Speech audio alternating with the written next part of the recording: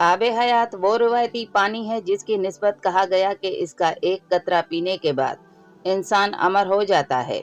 इस हकीकत के बावजूद कि हर जी रूह को मौत का जायका चखना है, हजरत इंसान हमेशा से अब्दी जिंदगी की तलाश में रहा है।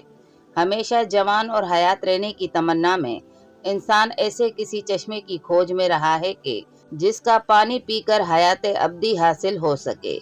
बेशुमार किस्से, कहानियों और दास्तानों में इस चश्मे आब हयात का जिक्र मिलता है।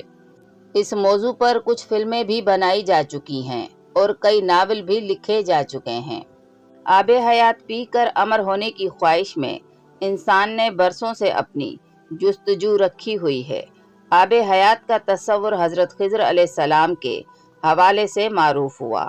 इमाम हजर अस्कलानी की किताब हयात हज़रत खिज़र के मुताबिक हज़रत खिज़र अलैहिस्सलाम क़यामत तक जिंदा रहेंगे। ये कहा जाता है कि हज़रत खिज़र अलैहिस्सलाम ने आब हयात पिया था, जिसकी वजह से आप क़यामत तक जिंदा रहेंगे। इस रिवायत की वजह से सदियों से लोग आब हयात का चश्मा तलाश कर रहे हैं और इसकी हकीकत जानने की कोशिश कर रहे हैं। मजहबी रहनुमा मुफ्ती मोहम्मद शबीर कादरी का इस हवाले से कहना है कि इसके बारे में इख्तलाफ है। बाज़ लोग तो इसको अफसाने के अलावा कुछ नहीं समझते। इस इख्तलाफ की बुनियादी वजह यह है कि आब हयात का तज़किरा ना तो कलामुल्लाह के किसी आयत में है और ना ही कलाम रसूलुल्लाह सल्लल्लाहु अलैहि वसल्लम की किसी रिवायत में है।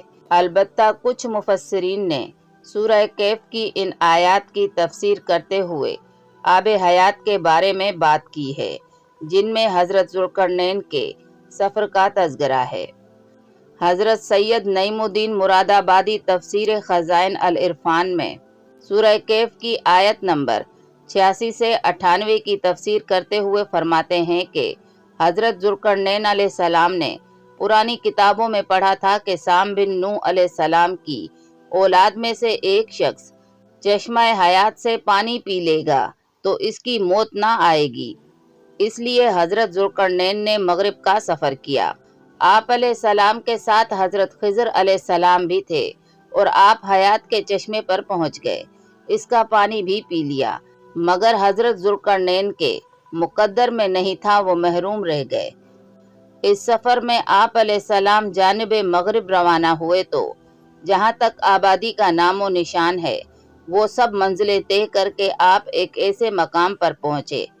इन्हें सूरज गुरूब के वक्त ऐसा नज़र आया कि वो एक स्याह चश्मे में डूब रहा है, जैसा कि समंदरी सफ़र करने वालों को आफताब समंदर के काले पानी में डूबता नज़र आता है। वहाँ इनको एक ऐसी कौम मिली जो जानवरों की खाल पहने हुए थी।